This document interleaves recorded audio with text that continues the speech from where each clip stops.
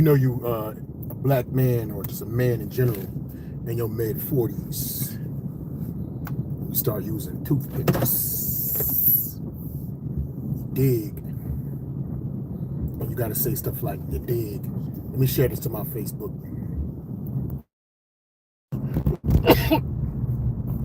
Pardon me. Episode 32. Tap in. The Commute Podcast. Having a little cookie, getting a little stimulus for the blood cells, because I have not touched a calorie or any type of sustenance with the exception of water, which ain't sustenance, it's just liquid, since about 11:30. I've been doing really good with not really snacking between meals. This is kind of considered a meal. I could have held off until I got home, but I felt weak. What's going to happen is I'm going to get home like around, well, I got to do my DOT physical, but I'm going to get home probably like 6. So I'm going to eat a nice sized dinner. And after that, I'm pretty much done for the night. I can have another small snack like around 11 if I'm up. But that's what I do now, man. I used to always graze. I was a grazer. Even after I ate dinner, I'm always munching on something. Trail mix or something like that. Candy. That's terrible for your digestion, man. I did not know that. And it's one of those things where you don't realize it until you get older and your digestion just isn't as optimal, you know? And the doctors won't tell you this. A doctor's job is not to help you or cure you of what's going on with you. Their job is to give you the basic maintenance to keep you together and to write prescriptions, you know? That's their job, you know what I'm saying? So it took me just experimenting with a lot of things. Like, you shouldn't have to live life taking Miralax, Metamucil, lenses, and doing enemas every day to make yourself work. No. You shouldn't have to do that.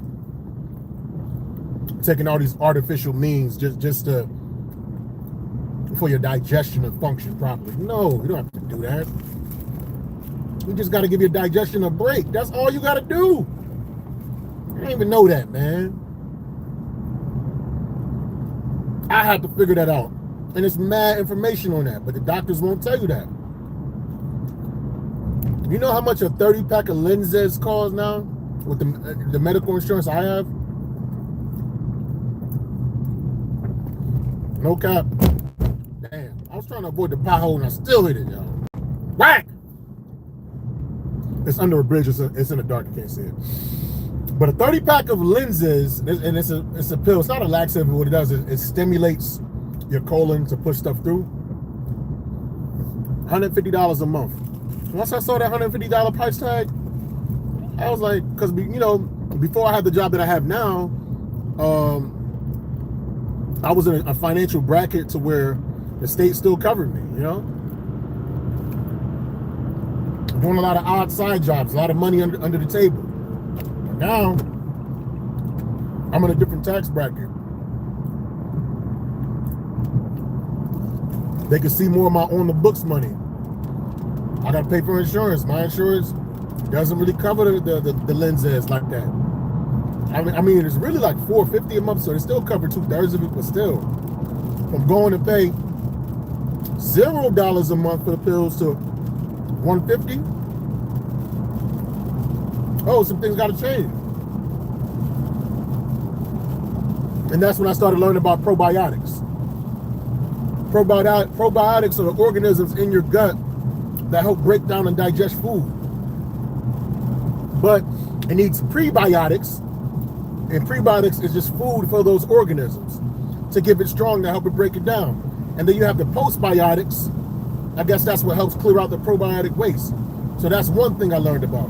Because when you do a lot of enemas, warm water enemas, and you flush it through your body, and then taking the Miralax, which helps push extra water in your colon,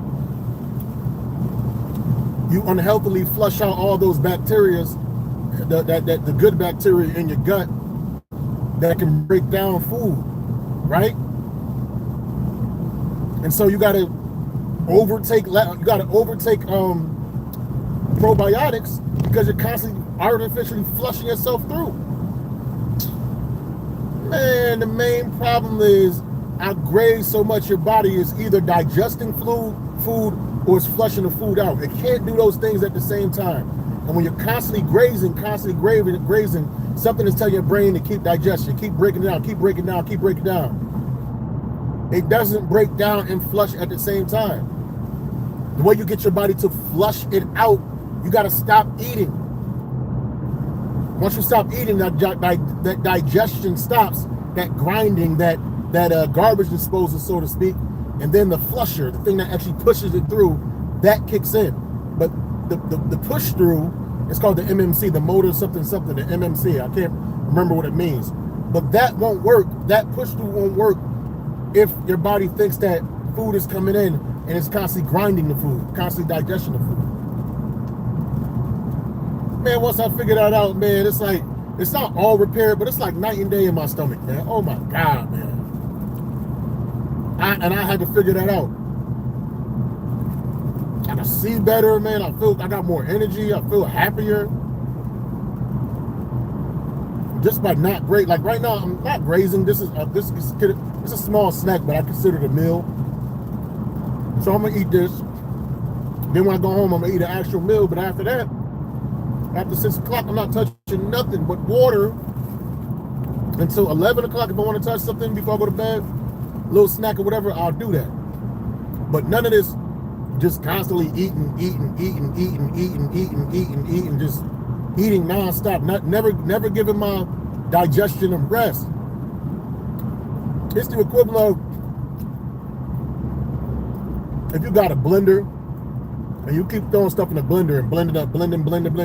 First of all, you got to give the blender a break. And second of all, you keep adding stuff to the blender but not pouring it in another cup. To me, the pouring into another cup, that is the equivalent of your intestines pushing what it broke down through. But if you always throwing stuff in the blender, that's the equivalent of grazing and blending.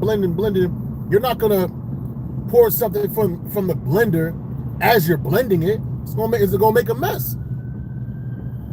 You get the metaphor? So it's the same thing with your body. You can't be adding stuff to the blender and pouring it out at the same time. Zen Trader, like somebody spamming me. What up, Zen Trader, whoever you are? Yeah, you can't do those things at the same. And it's the metaphor. It's really that simple, man. My God. So it's paying dividends, man. It's finally a little warmer out here, New England, Springfield, Mass, going into Connecticut. It's a little overcast. I'll take this over snow any day. Any day, man. That was a rough winter we had, bro. That was a winter for the ages. That one storm damn near covered the whole United States. 200 million Americans was affected by that. Was it weather control? Who knows? But when it snows in the entire Texas, that's unheard of, man. Huh? The earth going earth. If that makes sense. We can say we can predict what's going to go on, but at the end of the day, the earth going to be earthing. If that makes sense.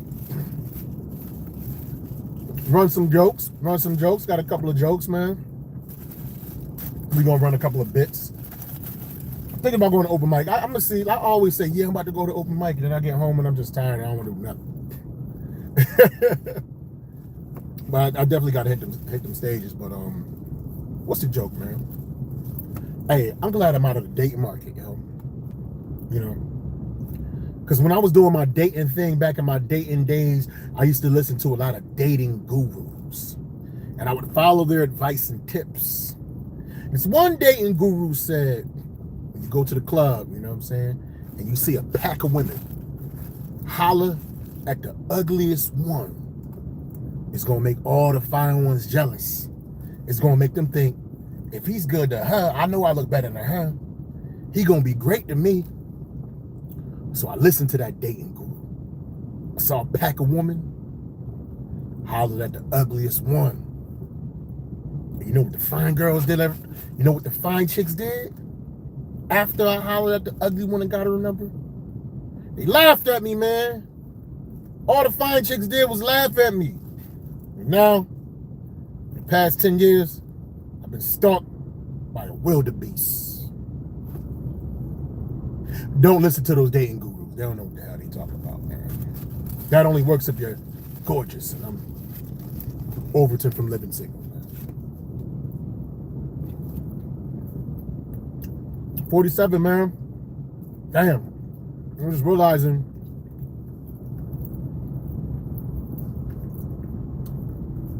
I'm going into my 30th year being out of high school. It's been 30 years. Next year will be 30 years since I've been out of high school. And the crazy thing is, as the years go on, I'm starting to find out a lot of the girls that I had crushes on in high school, they had a crush on me. But they ain't never tell me, man. Until now. Are your crushes still recognizable 30 years later? Mine are not. Why you ain't had the courage to tell me that you liked me when you was beautiful? It took for you to become a wildebeest to get the will to talk to me, man. I mean, I'm pot belly, I'm bald, but I'm still, you can still know who I am. Some of these chicks, man. No. I guess that is the pangs of getting older, man. It's rough, man. Very, very, very fortunate to be in a relationship. Because when I was on those dating apps, man, I was not the prime choice. Like I said, pot belly, bald-headed, limited accomplishments. I'm kind of like an Arby's sandwich. When people is on lunch break and they thinking about getting some fast food, Arby's is not the top choice. Yeah, I got the meats. But most people that like Arby's are not the most desirable, man. They're just weirdos, hillbillies. It's just weirdos and hillbillies. That's it. That's the only thing that.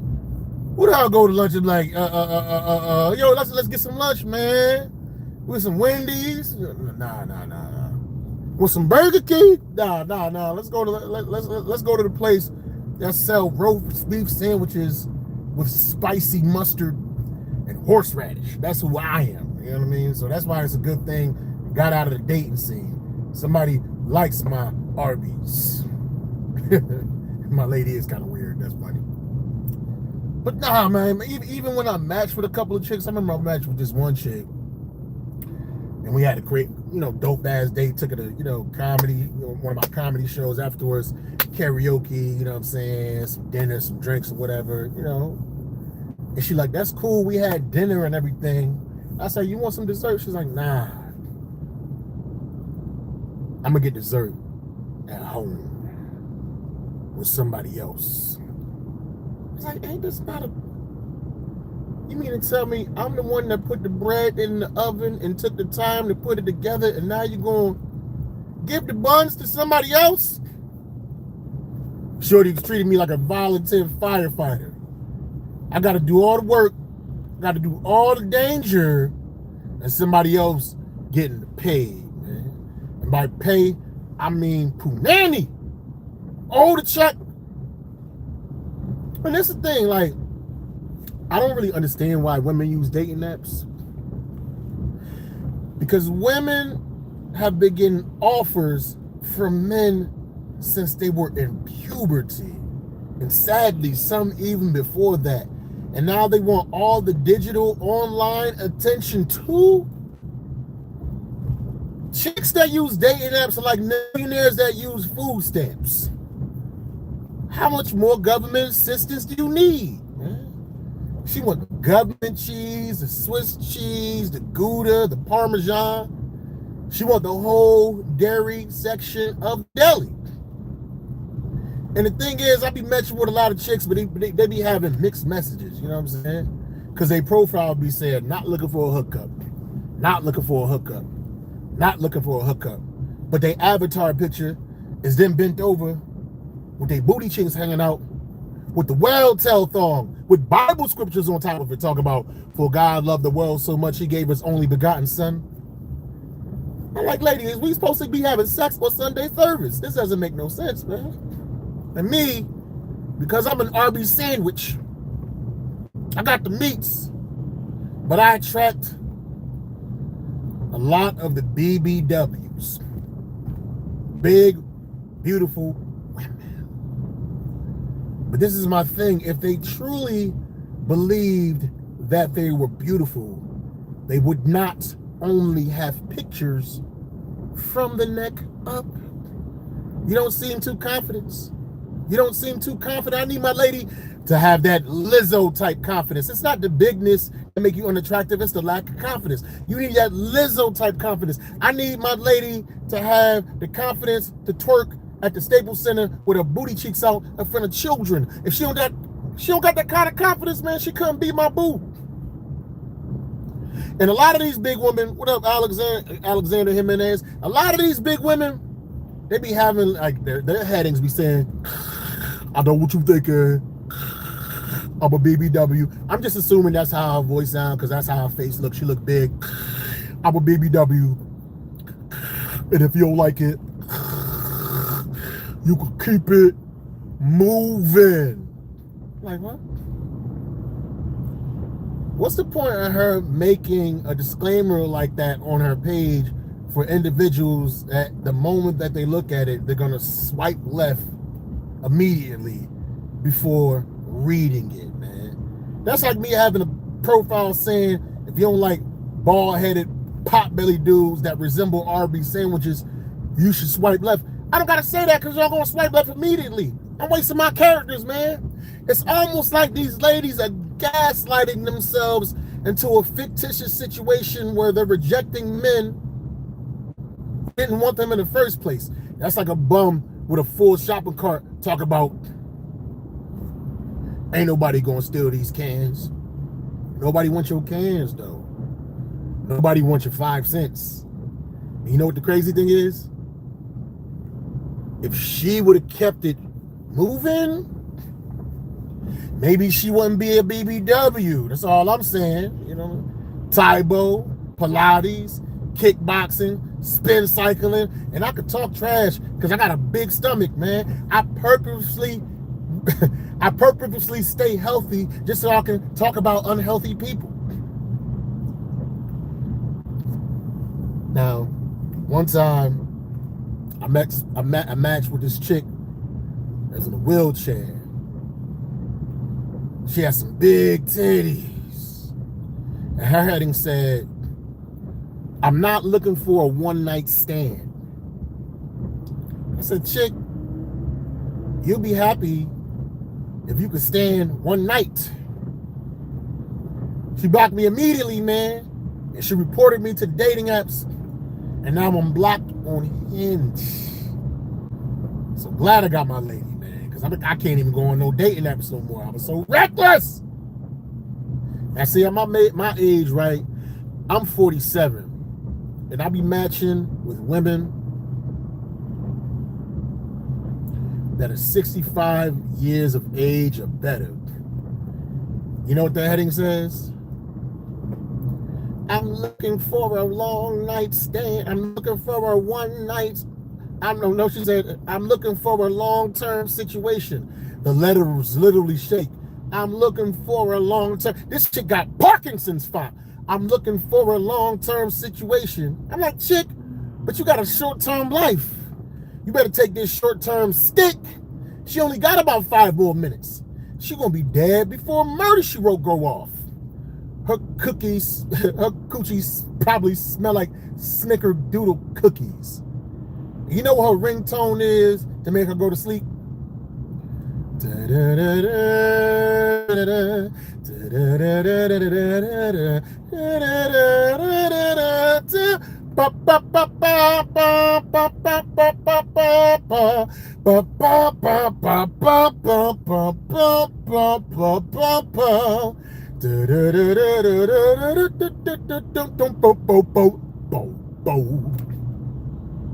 For those that don't know, that is the theme to Newhart.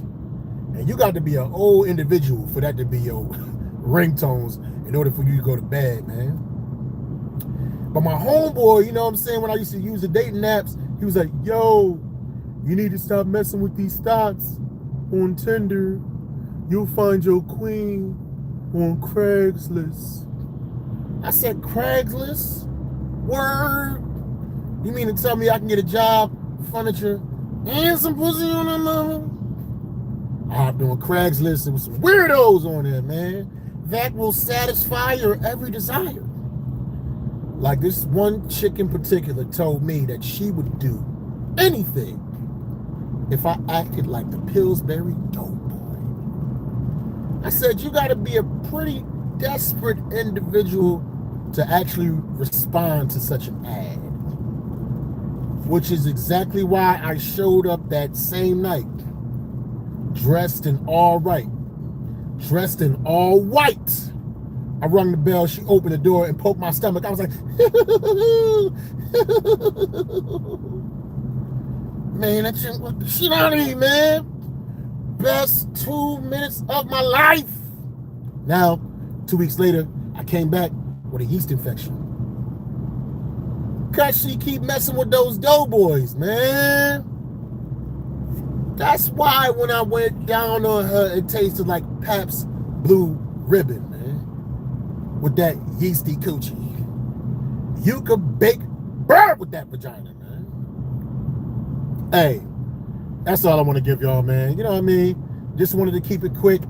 Wanted to keep it light. Wanted to get a couple of reps in, man. Like I always say, to my young up-and-coming comedians, there is no such thing as writer's block. If you feel like you have writer's block, my young and up-and-coming comedian, that is the comedy God's way of telling you that they gave you enough so far and you have to work out the things that they gave you before they give you something new so you can perfect the things that you already have inside your head. Stay away from the drama. Stay away from the rumors. Stay away from the nonsense. Stay away from the BS. Make these jokes. Make folks laugh. Make folks laugh. Make folk happy. Keep it positive. I'll holla at y'all. I'm trying to stretch this recording out because I want it to be exactly 25 minutes. And we got about 19 seconds left. And once we get to that 25-minute mark, that is the exact time that I, for certain, will get off the line. Peace.